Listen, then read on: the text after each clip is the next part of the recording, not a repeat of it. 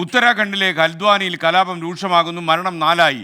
ഭൂമി കയ്യേറിയെന്നാരോപിച്ച് ഒരു വിഭാഗത്തിൻ്റെ ആരാധനാലയവും മതപഠന സ്ഥാപനവുമാണ് പൊളിച്ചത്.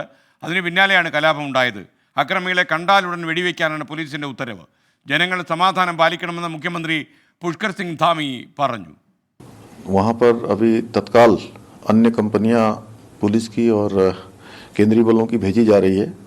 सभी से शांति बनाने का हमने अपील की है. कर्फ्यू लगा दिया गया है और जो भी इसमें दंगाई होंगे, जो भी इस प्रकार का अतिक्रमणकारी होंगे, जिन्होंने आगजनी की है, उनके खिलाफ कठोर कार्रवाई की जाएगी. നിതിൻ അംബുജൻ ഡൽഹിയിൽ നിന്ന് വിശദാംശങ്ങളുമായി ചേരുന്നു. നിതിൻ, ഗുഡ് മോർണിംഗ്, പറയൂ.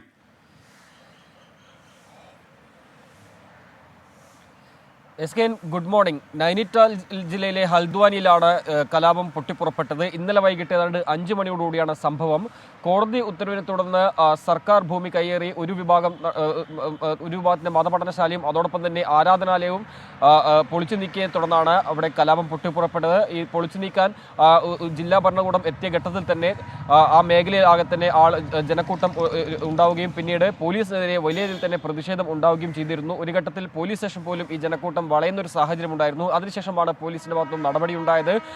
4 പേർ ഇതിനകം തന്നെ കൊല്ലപ്പെടുകയും ഏതാണ്ട് 250-ലധികം പേർക്ക് പരിക്കേൽക്കുകയും ചെയ്തിട്ടുണ്ട്. നിലവിലിപ്പോൾ മേഖലയിൽ കർഫ്യൂ പ്രഖ്യാപിച്ചിരിക്കുകയാണ്. സ്കൂളുകൾ അടച്ചിടാൻ നിർദ്ദേശം നൽകിയിട്ടുണ്ട്. അതോടൊപ്പം തന്നെ ഇന്റർനെറ്റും നിരോധിച്ചിട്ടുണ്ട്. കൂടാതെ ഇന്ന് മേഖലയിൽ ജില്ലാ ഉന്നത ഉദ്യോഗസ്ഥരും അതോടൊപ്പം തന്നെ ചീഫ് സെക്രട്ടറിയും സന്ദർശിക്കുമെന്ന് അറിയിച്ചിട്ടുണ്ട്. എന്തായാലും നിലവിലെ സ്ഥിതി നിയന്ത്രണ വിധേയമെന്നാണ് പോലീസ് അറിയിക്കുന്നത്. അതോടൊപ്പം തന്നെ ജനങ്ങൾ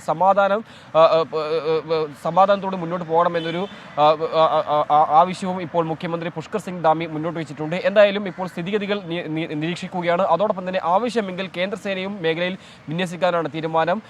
കോടതി ഉത്തരവിനെ തുടർന്നാണ് ഇത്തരമൊരു നടപടി ഉണ്ടായതാണ് ജില്ലാ ഭരണകൂടത്തിന്റെ വിശദീകരണം. അതേസമയം തന്നെ കോടതിയിൽ നിലവിലിപ്പോൾ ഹർജി ഉള്ള ഘട്ടത്തിലാണ് ഇത്തരമൊരു നടപടി എന്ന ഒരു പ്രതികരണവും ഇപ്പോൾ ഒരു വിഭാഗം ആളുകളുടെ ഭാഗത്തും ഉണ്ടായിട്ടുണ്ട്. എന്തായാലും മേഖലയിൽ ഇപ്പോൾ സ്ഥിതി നിയന്ത്രണ വിധേയമാണ്. ആവശ്യമെങ്കിൽ കൂടുതൽ സേന വിന്യസിക്കാൻ തീരുമാനിച്ചിട്ടുണ്ട്. എന്തായാലും ഈ കലാപത്തിൽ 4 പേരാണ് ഇപ്പോൾ കൊല്ലപ്പെട്ടിരിക്കുന്നത്. ഏതാണ്ട് 250-ലധികം പേർക്ക് പരിക്കേൽക്കുകയും ചെയ്തിട്ടുണ്ട്. Thank you Nithin Ambujan.